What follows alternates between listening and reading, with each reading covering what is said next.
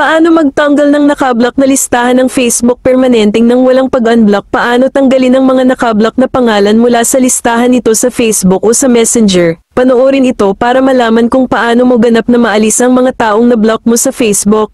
Buksan ang Facebook application. Pindutin ang tatlong linya sa taas. Pindutin ang settings icon. Scroll up lang at hanapin ang blockang, pindutin mo lang ito. Dito sa block people, nandito yung mga na-block nating mga accounts, at screenshot lang natin. Pagkatapos natin i-screenshot, pindutin lang ang arrow icon or back lang natin. Scroll up lang at hanapin mo ang help and support at pindutin ito.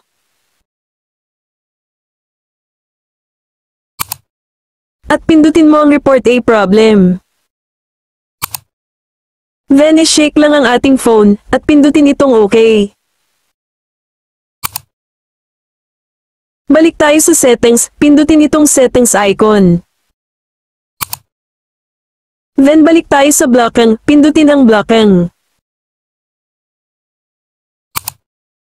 I-shake natin ulit ang phone, para lumabas ang report problem, at pindutin mo itong report problem.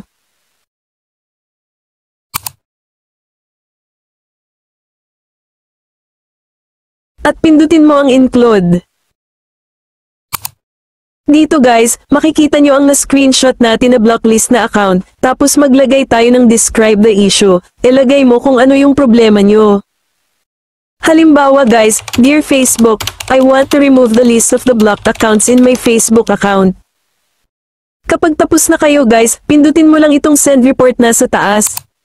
Kung nakatulong ang video na ito, huwag kalimutan mag-follow at i-share ang video. Maraming salamat po.